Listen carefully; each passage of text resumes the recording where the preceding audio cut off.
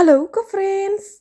Jika kalian menemukan soal seperti ini, maka yang harus kalian pahami adalah mengenai larutan garam. Salah satu cara terbentuknya larutan garam adalah akibat adanya reaksi netralisasi antara suatu larutan asam dan basa yang umumnya disertai dengan dihasilkannya air, di mana nilai N asam dan basa habis bereaksi. Sehingga pH larutan garam dapat ditentukan berdasarkan dari reaksi hidrolisis larutan garam, yaitu reaksi anion atau kation dari asam atau basa lemah pada ion-ion garam dengan air. Sehingga dari reaksi hidrolisis, kita dapat menentukan sifat larutan garam, di mana larutan garam bersifat asam terjadi karena ion larutan garam yang bereaksi dengan air melepas ion H+ atau ion H3O+ yang diperoleh dari hidrolisis kation larutan garam yang berasal dari basa lemah.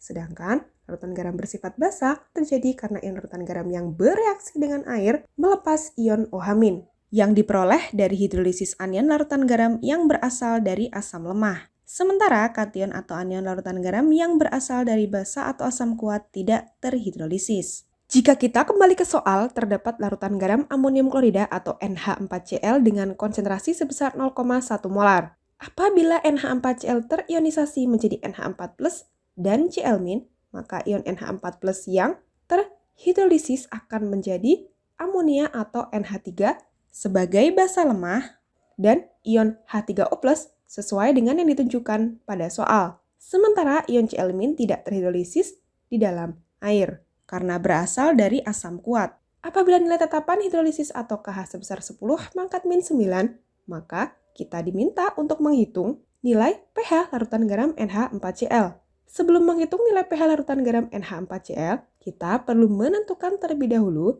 nilai konsentrasi NH4+ dari ionisasi NH4Cl menjadi NH4+ dan Cl-, di mana nilai konsentrasi ion NH4+ dianggap setara dengan nilai konsentrasi NH4Cl, sehingga nilai konsentrasi ion NH4+ sebesar 0,1 molar. Kemudian berdasarkan reaksi hidrolisis larutan garam NH4Cl yang terjadi pada ion-ion pembentuknya, yaitu NH4+ dan Cl-, maka larutan garam NH4Cl merupakan larutan garam yang bersifat asam karena melepas ion H3O+ ketika terhidrolisis.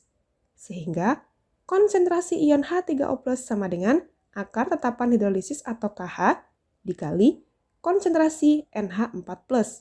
Sehingga konsentrasi ion H3O+ sama dengan akar 10 pangkat min 9 dan dikali 0,1 molar, menghasilkan nilai konsentrasi ion H3O+ sama dengan 10 pangkat min 5 molar.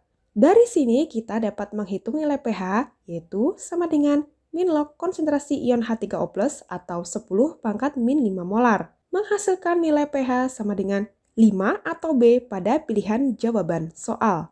Baik, sampai jumpa di soal berikutnya.